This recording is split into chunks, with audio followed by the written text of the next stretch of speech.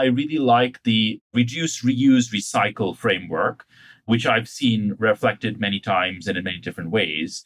And I think that's a good framework to apply to any packaging innovation program.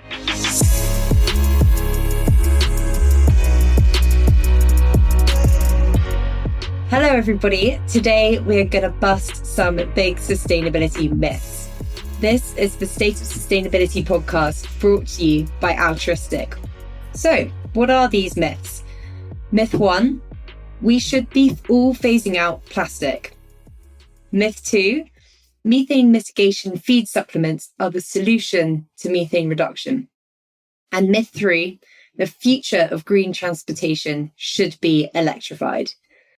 Before I get into those myths, Seth, how are you doing? I'm good, thanks, Izzy. I'm good. I'm looking forward to getting into those myths, but in general, I'm well, thanks. I feel like we haven't podcasted together for a while. You've been off gallivanting with different interviewees. Yeah, actually, I was kind of thinking, where's our guest, Izzy? Where's the guest? Are we missing someone? But actually, it's just you and me, right? Like, this is the OGs. This is like Back to the Future. The OGs, exactly. Back in the day, 3 years ago, we always had a guest, and now we do these just the two of us, which is fun. I know. We were counting up, listeners, the episodes we have done, and full disclaimer, we have had a few iterations of this podcast, and I think we're now at about 60 or so episodes in total, which is massive, but yeah, I think our latest season is the best so far. Yeah, I think what we missed, Izzy, is we should have done the outtakes, but not just the outtakes, but also all the failed attempts to set up the equipment and get the camera positioned right and get the mic. And then I think there was the time when like the laptop died mid-record. And that was such a good episode. It was such a good one. Yeah, it was the best episode ever. Like our listeners will never know what they missed. There was the live stream where we tried to like live record while, I think it was with Henry Dimbleby, right? That one. And we were trying to like record live. With groups of kids behind him. I don't even know what happened. Yeah, exactly. Yeah. Well, we're into pastures green now. Maybe we can do an outtake Christmas edition just to give everyone a bit of amusement. But to get to it, myth 1. Before our listeners forget what the myths were. Yes, myth 1. Let's go, Izzy. Myth 1. We should be phasing out plastic. So, plastic, for many, many reasons, is perceived as the villain of all packaging materials. It's produced from fossil fuels. It's not biodegradable. It's that one which is suffocating turtles, littering our seas, countrysides, and beaches. And it's just, in all honesty, a bit of a dirty polluter. But I think the question for this myth is plastic deserving of this rep?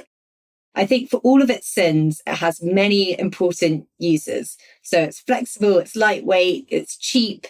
It's a pretty cool invention, but is what consumers kind of don't want as an option. It's not what they want to be buying around there, getting their lollipop. They don't want it covered in plastic. But I think the question for you, Seth, is it actually a good idea to phase out plastic? If this is what the consumers want, and actually I think I got a statistic from Bain & Company, which said that 71% of US consumers claim they want to buy products with as little plastic packaging as possible. So Seth, is it a good idea? I love how you kind of took suffocating the turtles, and then on the other hand, it's flexible and cheap.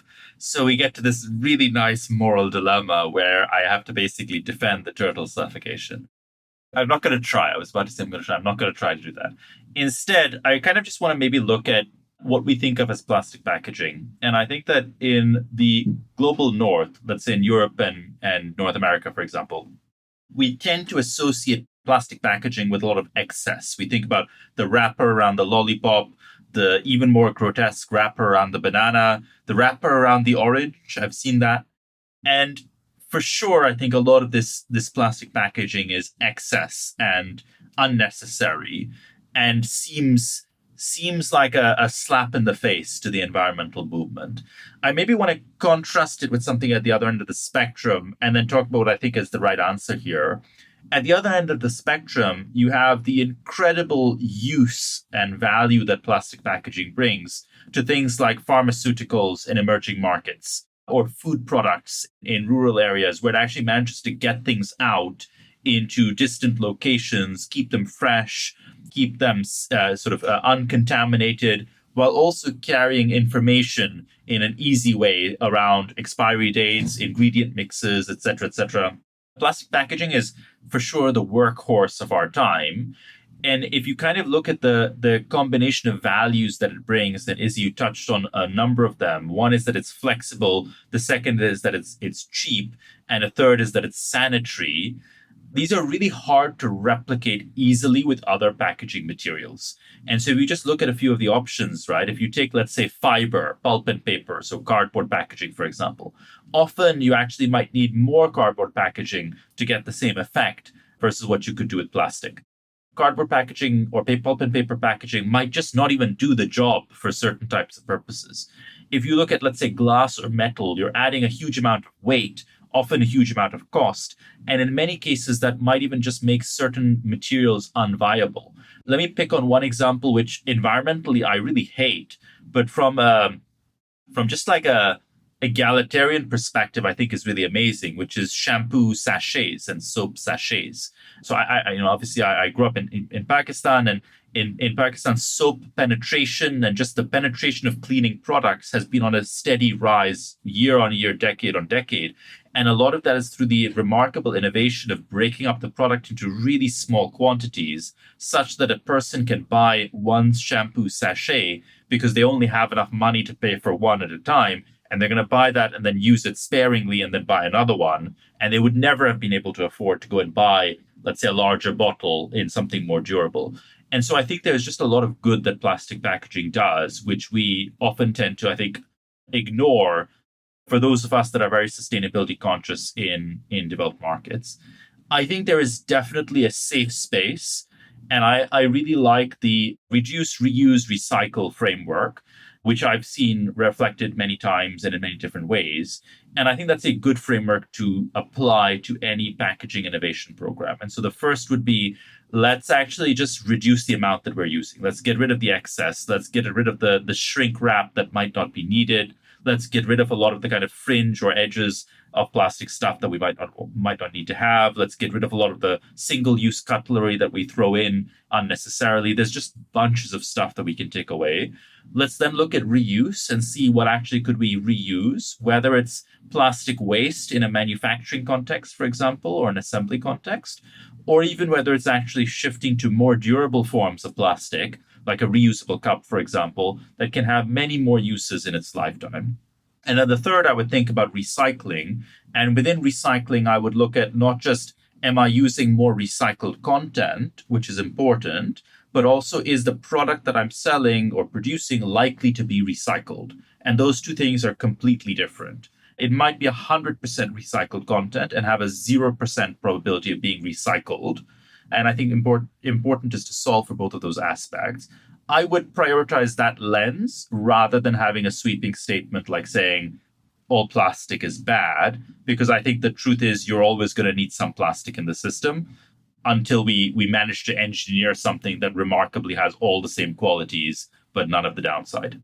Yeah, I think that seems to be quite a strong point, is that it's not as simple as just saying boo to plastic. And in a previous podcast that you did with Patrick from Mondelez, and he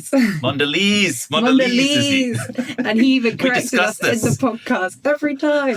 Mondelez. He corrected you. Izzy. He didn't correct me. Sorry, I put my hands up. Mondelez was saying that actually there's this misconception around, paper being better than plastic because of exactly what you were saying, Seth, that sometimes there's like leaking into the paper, or you have to put additional films of plastic within, say, a takeaway coffee cup, which then means it's harder to recycle because you have to remove lots of different kind of types of material. You also have to look further upstream to see whether the fiber is sustainably sourced. So it's not that easy. But I think what I was saying at the start is that the consumer perceives plastic to be the villain, the criminal, the devil. So if you are a brand and you are working on trying to create sustainable packaging and communicate that to your customers who are buying your product, maybe because they want to, buy a more sustainable product, How do you communicate this? This is a really complicated topic that even us right now, it's hard to communicate. What are the hacks? So I think this is a really interesting area to study in terms of just the psychological response of consumers. And unfortunately, I don't have the data. And Izzy, I would love, we've been discussing this today, we should get the data. But if I just think anecdotally about my own experience, for example, as a consumer, what I react against as a buyer of, let's say, a fizzy drink or a soda bottle, and I kind of get the plastic bottle, I react against the single use aspect of it much more than I react against the plastic aspect. I actually have the same reaction when I buy, let's say, a drink in an aluminum can. And in fact, I have a stronger reaction when I buy, let's say, I have to buy some bottle of water on the go, and now you have kind of canned water. And even though I know that aluminum it has many advantages over plastic from a recycling and reuse perspective, if I know that the chances are that what I'm buying is going to end up in a bin with mixed content and never get recycled, I actually have a much stronger visceral reaction to buying an aluminum can of water than I would to buying a plastic bottle of water, because I actually know that the material footprint is bigger. And if it's being wasted, it's worse that way. And so I think the thing you react against is the single use aspect of it, more so than against the actual nature of the material. And my test case for this is when I look at actually, we were talking about the Monmouth coffee cups, for example, or like if you kind of look at the Starbucks reuse cup model, if you actually look at something more durable that is designed to be multi-use and is designed to be a keepsake, and actually you know that this is specifically replacing a single-use alternative, I actually think that creates the opposite feeling where you're like, wow, this is actually great, and I'm quite happy to be using this. And Seth, can you give us the story? You told me earlier, but can you tell our listeners about the Monmouth experience that you had? Yeah, so having said this, right, I showed up at Monmouth Coffee to buy a cup of coffee, and there was a long queue. And I was waiting in this queue. The queue was like literally like a 10 or 15 minute, like out the door and onto the street. And so I was waiting in this queue, and someone comes up to me from Monmouth Coffee and says, "Hey, are you waiting for takeaway?" "Yes." "Do you know how it works at Monmouth?" And I said, "No, I'm sorry, I don't know how it works here." And they said, "Well, you have to buy one of these reusable cups, and it's £5 per cup. And if you return the cup, you get the £5 back. Otherwise, you get to keep the cup." And I'm kind of thinking to myself, I'm going to walk around town all day and I'm going to be carrying this dirty used cup with me. And this is going to be super inconvenient. And so as much as I love the idea and the initiative, I'm actually going to go to this other cafe around the corner because I really don't need to be carrying this heavy plastic used cup with me. And then I was kind of thinking, actually, is it likely that Monmouth is going to lose business as a result of this? And my conclusion was no. Because the minute that I left the queue, someone else comes and takes my place in the queue. And I think in this case, Monmouth would have been, let's say, supply constrained, which is they have more people who would have wanted their coffee on that day than they could serve. And therefore, the queue kind of reaches an equilibrium as people leave, basically get tired of waiting and someone else comes in. And it has an equilibrium in terms of just how long that queue is going to be. So actually, there's probably no downside to them, which means that they can solve for sustainability and use it as a limiting factor on demand. And I was just limited out on that day, but I actually leave feeling much more positively about Monmouth, and I'm happily advertising them for free here, which means that even while turning away a customer, they actually managed to succeed, which I think is quite cool. I also think it's cool because Monmouth have been doing this for a while. They are like the OGs of the Keep Cup. And I love how true they are to this. They will say, no, we won't serve you coffee unless you do have the Keep Cup. And I think that was what we were saying, Steph, in a previous episode about being true to your mission. And actually, if that does cause some consequences, so be it. But actually, if you kind of continue on that path, it will be valuable in the long run. And I think that's testament in the queue going around the corner. And I've spent a fair amount of time in one of those Monmouth queues, and they take a while. They take a while. Right. Okay, let's go on to the next myth. Myth 2. Methane mitigation feed supplements are the solution to meeting your methane reduction targets. So methane is a big focus for professionals at the moment. Professionals, and actually, it's just a big focus in general. So reports from the UN Food and Agriculture Organization say that livestock are responsible for about 30% of anthropogenic methane emissions. And this is mainly from sources like manure and also like cow burps. Businesses and countries are responding. So the Global Methane Pledge, which saw that 150 countries agreed to lower methane emissions by 30% by 24. And then on the corporate side, at the latest COP that Steph and we were both at, and it was very exciting when this announcement came out, was the Dairy Methane Action Alliance, where big dairy companies, so Kraft Heinz, Bell Group, Danone, Nestle, General Mills, they agreed to disclose their methane emissions. And so it's clear that methane is a big material area for these companies to work on. But a solution that has been kind of painted as the silver bullet is methane mitigation feed supplements. These are essentially additional nutrients added to feed to reduce methane emissions from ruminants like cattle. And there are some wild figures out there. So I was doing some research about how much these methane mitigation feed supplements, which is, to be honest, it's a bit of a mouthful to keep on saying. So I hope I could cut down the amount I'm saying this. That it says to reduce enteric methane. And some of them, I saw some which was saying like 30, 40%, but on average across the board, it was around 8 to 12%. However, it is not that simple. And a few conversations that I've had, I spoke to Carberry Group yesterday, and they were also saying a few things. So it's expensive. It's about 33 cents per cow per day. And if you times that by 365, that's $120 a year for one cow.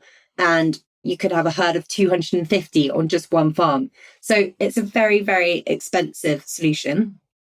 It also provides no added benefit for the farmer. So it only reduces methane. It doesn't improve efficiency. It doesn't improve the cow's livelihood. So it's hard to actually make the business case to the farmer to fork out for this. The other key area is that it's actually quite hard to use. It's temporary. So mostly lasts for about 3 to 4 hours. So if you have your cows out grazing, you then have to bring your cows in to feed them again. And that's also the other thing. If your cattle are pasture fed over summer, like how are you going to actually add that feed supplement? And then the last one, which Carberry Group brought to my attention, was actually it comes in a powder form. So it's actually really difficult to figure out how much you are adding to the feed. So if you're doing this on math, you're like, okay, a scoop here. It's like, did I underscoop? Did I overscoop? Am I kind of reaching the maximum mitigation threshold? So yeah, those are some of my challenges. But Seth, can you add a bit more colour to what you think of methane reduction feed supplements? Yeah, just as you were talking about the scoop of powder that you're mixing into the poor cow's feed, I was kind of thinking of my attempts to mix my protein supplement into something that I would enjoy drinking. And the estimation process with that cup was kind of what I was visualizing for this poor cow. I think, Izzy, it's useful to bring the numbers into perspective. And so you said, $125 or thereabouts per year, right? And if we say that that's for one cow, and let's say one cow's emissions per year, I don't know what the emissions are on an average cow in most markets per year, but I would hazard a guess that it is in kilos rather than tons of emissions, which is kind of sticking my neck out there. And I would say that if you're making a 10, 15, even a 20% reduction on that, that's on a per ton basis. We're talking about easily several $100s, if not $1,000 plus, right, per ton. And again, I'm not even attempting to do the math in my head because someone's going to call me out on it. I would say it's safe to assume we're talking over $1,000 per ton per unit of reduction there.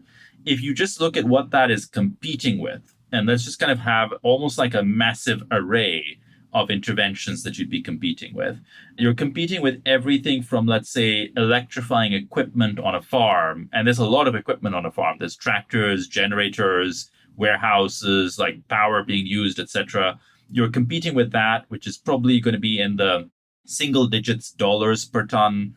You're competing with, let's say, anything you could be doing in terms of regenerative agriculture interventions. Let's say if you have some crops also on the farm and you can actually have cover cropping or you can have rotation, you're competing with whatever you could be doing on increasing the yield of the cow.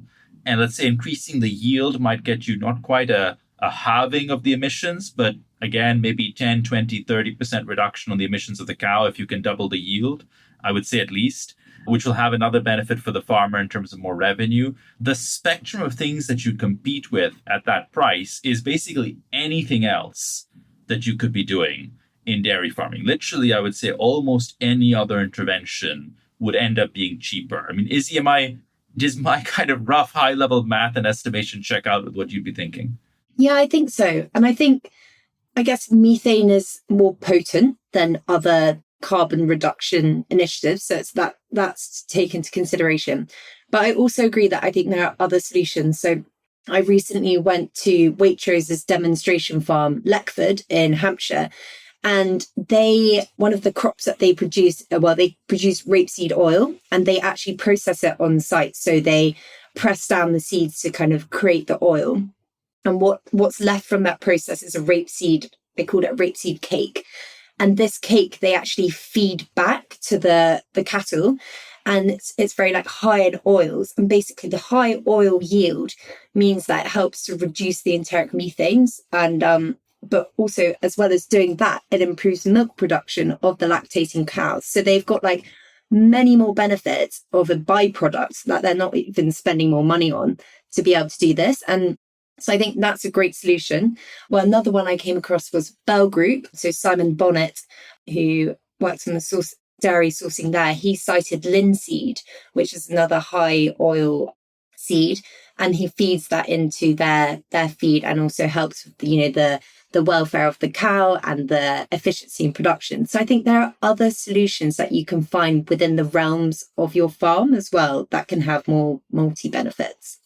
For sure, right? And even while we're still on feed, Izzy, you're still on, I think, the more innovative side of feed improvement. But if you look at how most animals are fed on grass and relatively low quality silage with very low protein count. Even just improving that, increasing the protein share, can have a radical improvement on yield per animal. And again, comes with farmer gains as well. And so if we're talking about a global problem, global livestock, I would struggle to see how this sort of solution could scale to the level where it could actually be a very meaningful lever.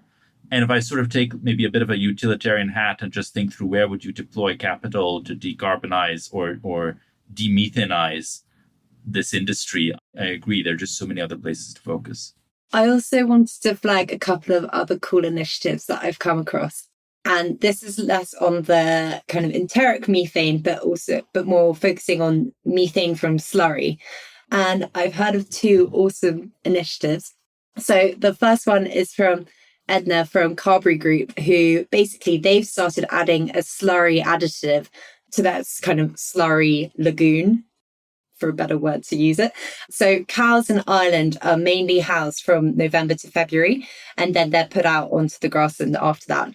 And they actually calculated that around 10% of their on-farm emissions was coming from this slurry lagoon, which was all the kind of manure that was being collected in between those months. And they have, like for the last few years, have started to dose this slurry with a chemical additive. I'm not actually completely sure what that additive was. They said hydrogen, so I missed that, but I'll make sure to find out what it was. And they have seen a 68% overall reduction in the emissions from that slurry lagoon, which is awesome. Although they did also note that it is expensive. And I think this is the same as these methane mitigation feed supplements. They're kind of new, exciting, they're pilots, they can work, but they are expensive. So they were saying that the actual setup of this, the storage, the actual product costs about €5,000. And then each time they want to fill up the big tank of this, it costs €7,000 a time. So you're having to put quite a bit of money behind this. The other one, which was also really cool, was from Waitrose at the Leckford farm. And they have partnered with this Cornish startup. I'm Cornish, so I'm very happy about this one. And they're called Benjamin. And what they essentially do is put a tarpaulin over the slurry lagoon to capture the fugitive emissions. And they capture this methane and then turn it into biomethane gas on site. And when we went to the farm, we were actually pulled around in a tractor that was powered using biomethane, which was really cool. And they also power some of their delivery trucks as well off this. Again, this was very expensive to implement. But I think from like a first mover position, it's like a really cool initiative to actually say our fuel is powered by our cows. It's a very cool kind of net zero initiative. Steph, what are your thoughts on those expensive but flashy initiatives? Yeah, I mean, I think often the PR value of these can be significant. I think that there are two kinds of initiatives here. The ones where it does make some sense for sustainability purposes and it's good PR, and the ones where it is probably just good PR. And so I think about, for example, bottles made from ocean plastic, right? This is a PR piece. It is symbolic of what could be. I don't think there's any expectation that this could actually work at scale because the economics of getting plastic out of the ocean and converting it into a bottle, like there's just no way that that makes sense, I think, or anyone would pretend it does. But it's a symbol and it has PR value and it helps get people maybe excited, and there are good things in that. I look at the other end of the spectrum where I look at this intervention that we've talked about a bit, which is Evian taking the plastic film off the bottle, the Evian nude bottle. And that's really cool. Like, actually, it looks like it probably would save a bit of money. It would save a bit of emissions. It would save a bit of kind of just downstream complexity because that film ends up being very difficult to recycle and separate. And there's a clear first mover advantage in that, as well as in the next brand to do the plastic bottle doesn't get the same PR value.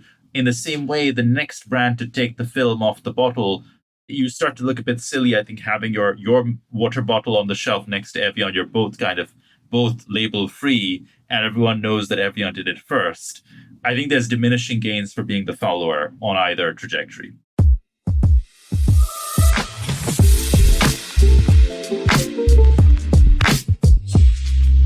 And we're back. Small clarification for our listeners. Izzy and I did the actual math on the methane emissions reduction example. My random guesstimate of $1,000 per ton was a little off. I think we're landing closer to $500 to $600 per ton when we factor in the actual emissions of a cow, which we got at around 120, 130 kilos per year. The methane conversion, where we use 28 times, just as kind of ballpark, kind of multiply for potency. And then we kind of did we used, I think, something like a 10% estimate on reduction that you could get through the methane inhibitor. And so we landed up at around, I think, $500-600 or thereabouts. So not a million miles, obviously like half of the number I was kind of putting out there. But yeah, not a million miles. And I think all the logic still holds true. Yeah, our break listeners was just intense number crunching. So I hope this adds some colour and flavour to the example we provided before. But on to the third myth. Myth 3, the future of green transportation should be electrified. I'm going to caveat this. So the myth that we need to electrify ourselves out of the transportation problem, this is the case in some countries where the grid is powered by renewables.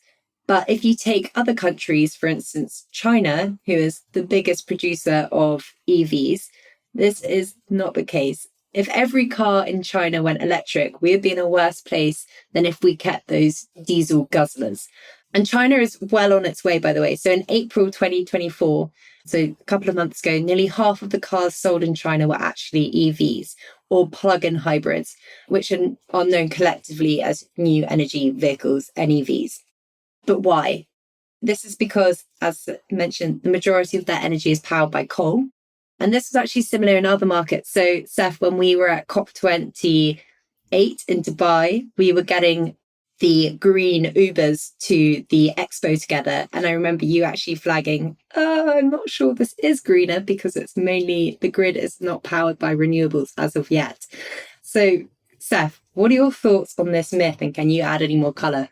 Yeah, I mean, I think there's so many angles to this, right?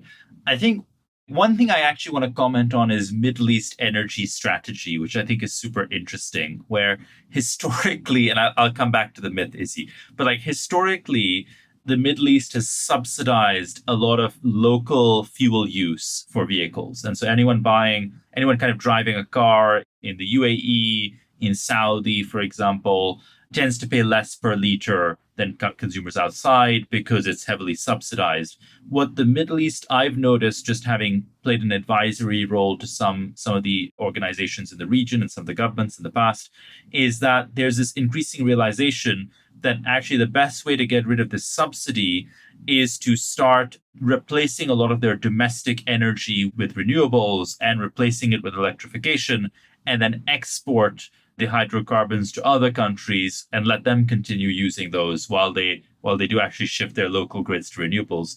We're not there yet, but I notice lots of flavors of this strategy emerging across the Middle East, which I find really interesting. Having said that, because we're not there yet, I think there is an interesting point or an interesting case to be made, which is you want the transition to electric vehicles to happen fast, but not too fast in some markets.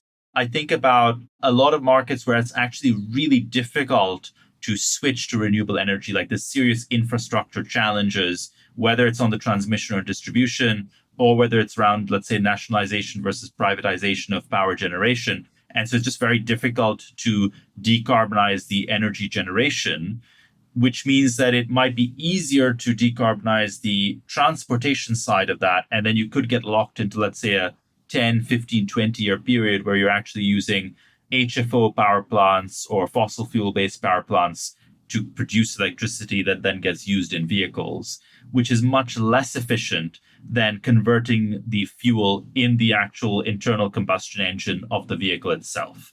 And for anyone not super familiar with how this works, if I'm basically burning fuel at point A and using lots of pipes and wires to get that electricity from point A to point B, which might be hundreds of kilometers away, it is actually much more efficient if I just burn that fuel locally in the place where I'm going to use it, which might be in the engine of the car. Having said that, I do actually think electrification is the best answer for most forms of transport to be decarbonized. I think there are some exceptions. I actually think that marine shipping and aviation are super interesting areas where there's a network problem here, in that you need every fueling point or like every port to be able to refuel the same alternative fuel that you're going to be using, whether that's electric or whether it's a synthetic fuel of some sort. And that can be very difficult. But for road transportation, I do think electrification seems to be the right answer. There's obviously talk about hydrogen. I think that in an abstract sense, if you were to redesign the energy system from scratch, then a hydrogen system could be very attractive potentially, because you can burn it and you can convert it into electricity and back from electricity into hydrogen. And so you get storage as well. Having said that, I think just given the embedded infrastructure at play here, switching transportation to electric probably is the most efficient way to go. Yeah, and I think building on that, the example that I gave at the start, China, obviously they are a huge producer of electric vehicles, but they're also making incredible investments into renewable energy and decarbonizing their grid. So I've got some stats here which say China installed as much solar capacity as the rest of the world, and in 2023 it doubled that capacity. They also made 890 billion investment in clean energy sectors, which is as large as total global investments in fossil fuel supply in 2023. And that's a similar GDP of Switzerland and Turkey. So huge amounts of money are going into decarbonising their grid. And at the moment, I think renewables power about 7 to 8%, but this is expected to grow to 38% by 2050. So I agree with you there, Seth, that actually it is a bit of a balancing act. So maybe at the moment they're outpacing their renewable supply, but hopefully as we go on, it will be able to meet and match. Although, to be honest, if you're talking about sub 40% renewable energy penetration by 2050, that doesn't sound like a lot, actually. And so arguably that sounds much slower than you'd need. If you end up decarbonizing the whole of your transport system, but 60% of your energy mix is still fossil fuel based, even at 2050, actually sounds like potentially a disaster in the making. I think what is really interesting is to see, does that change in the coming couple of years as you start to get an ambitious industrial policy coming into play, with China trying to build larger scale storage systems potentially. And therefore you have larger scale renewable energy generation, but also maybe storage that can act as base load for an energy system at scale could actually mean that that number maybe even doubles over the next couple of decades. Yeah, I hear you. It also is a bit of an interesting conundrum because of the tariffs that the EU and the US are putting on China selling EVs into different markets, which does make it look like China will be having a local EV kind of boost as well, because all the cars will be sold internally. Steph, are there any last thoughts on any of these myths? No, I think we landed in a good place, right? So we said we are skeptical on the methane inhibitors. We think there's a bit more myth than matter in that, if that's not too cliche. I think our first one was actually plastic. So on the plastic one, I think, again, we think actually we wouldn't aim to phase out all plastic from everything. We think it's much more nuanced. We think there's a reduce, reuse, recycle play that is much more interesting here. On methane inhibitors, we said, actually that seems a little overblown versus the economics and versus what the money could get you. And on the electrification, we think that electrification is actually the answer, but we think there's an important phasing and timing question where actually too fast electrification of transport in some markets might just numerically end up causing more damage to the environment than good. That's a great summary. And I think for myth one, I would urge all listeners to go and listen to the podcast with Patrick Schwell, who's Global Director of Packaging at Mondelez. Did I get it right? You got it right, Izzy, but I think Patrick clarified his surname as Schwell. Oh, no. I'm scuppering it up on a Tuesday afternoon. I'm sorry. Patrick, if you're listening to this, I'm sorry. And I take it all back. Awesome. Well, Steph, thank you so much for diving into those myths. We've done a lot of this behind the scenes in general conversations, so it's fun to bring it to life on the podcast. Great to be here, Izzy. Thanks, everyone, for listening.